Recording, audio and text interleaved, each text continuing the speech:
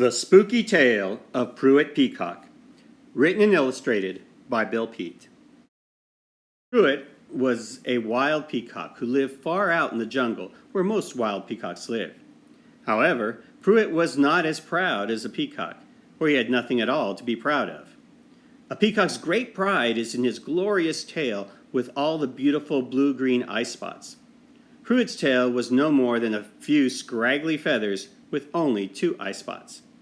His was indeed a sad tale, and Prewitt was indeed a sad peacock. Phineas was the proudest of the peacocks, but then he had the most fanciful tail with many more beautiful eye spots than the others. So he was naturally the leader of the flock. Wherever they went, Phineas always strutted proudly at the head of the procession with his tail fanned out in full glory. Last, and by far the least, came Prewitt with his scraggly tail dragging behind him. But when it came to facing a tiger, the other peacocks were not one bit better than Prewitt. They were all equally scared. Fortunately, the peacocks had but one tiger to worry about. That was Travis, a scrawny, toothless old fellow.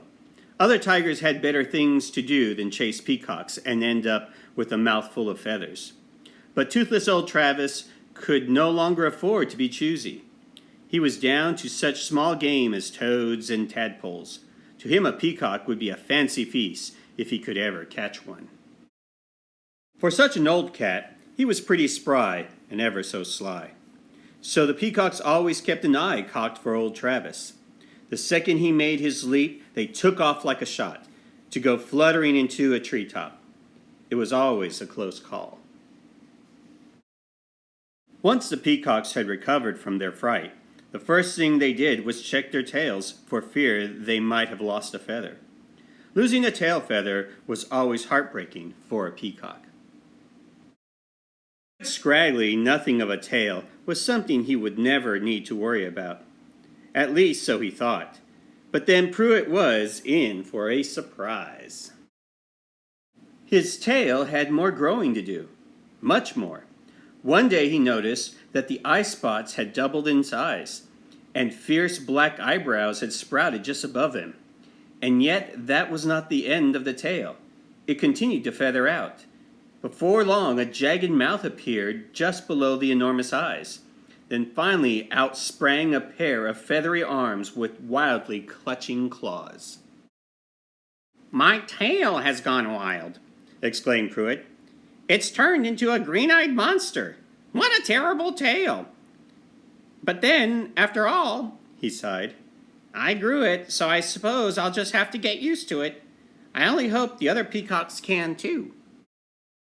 The other peacocks paid so little attention to Prewitt that a week had passed before they discovered his tail had gone wild. When they did, it hit them all at once. They let go with such terrified shrieks they could be heard all the way to Mandalay. It took 10 minutes for Phineas to settle him down. Then in fury he turned to Prewitt. "What's come over you, Prewitt? What on earth have you done to your tail?" he squawked. "Nothing," said Prewitt. "It just grew this way." "The thing is downright spooky," said Phineas. "It gives me the creeps." "It gives me the creeps, too," said Prewitt. "But what can I do?" "Keep it to yourself," said Phineas. "Hold it down. Living out here in the jungle is scary enough without that spooky tail of yours popping up." Keeping his tail down was no problem for Prewitt. Since he was not the least bit proud, letting his tail drag the ground had been a long-time habit.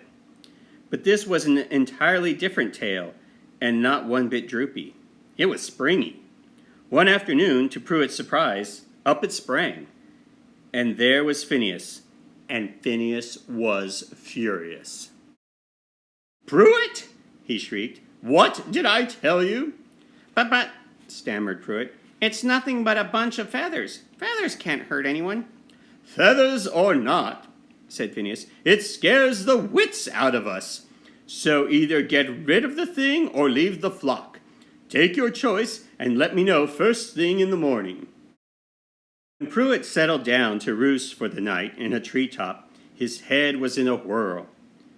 As awful as it is, he thought, my new tail is better than no tail at all. Yet, if I keep it, I must leave the flock and go wandering off all alone. Either way would be sad, so I'd better sleep on it than decide in the morning. As Prewitt slept, he dreamed a weird dream. Out of a swirling mist came a teary-eyed elephant with no trunk, then a sad, long-faced giraffe with no neck, followed by a sheepish-looking camel with no humps, and finally a pitiful peacock with no tail. It was Prewitt. And close behind were the other peacocks, all laughing at him. As the laughter exploded into wild cackling, the tailless peacock suddenly turned into a lizard and slithered under a rock. The next morning, Prewitt awakened in a cold sweat. After checking his tail feathers to make sure they were all there, he fluttered down to the ground to join the flock. "Well," said Phineas, "have you decided? Do you go, or does your tail go?" "We're both staying," said Prewitt, "so there." "Oh, no, you don't," cried Phineas. "Come on, everyone, and grab a feather. Off with his tail." As the peacocks closed in with beaks snapping, Prewitt whirled about and took off through the jungle. The chase was on. The peacocks were very poor flyers, so it was more of a fluttering, hopping, running chase. And although Prewitt was a bit smaller with shorter legs, he was a bit quicker. By zigzagging in and out through the trees and darting under bushes and ferns, Prewitt managed to dodge his pursuers. But try as he might, he couldn't shake them. The peacocks kept right on his tail. Finally, in desperation, he headed for an open field. Prewitt figured they wouldn't dare follow. It was much too great a risk for a peacock to venture into the open. But there they did. The peacocks were determined to catch Prewitt no matter what. And as they went plowing through the tall grass, they were just a few steps behind and gaining fast. Prewitt was just about to be caught when all of a sudden, a tiger reared up out of the grass. It was old Travis, and just like that, the chase was over.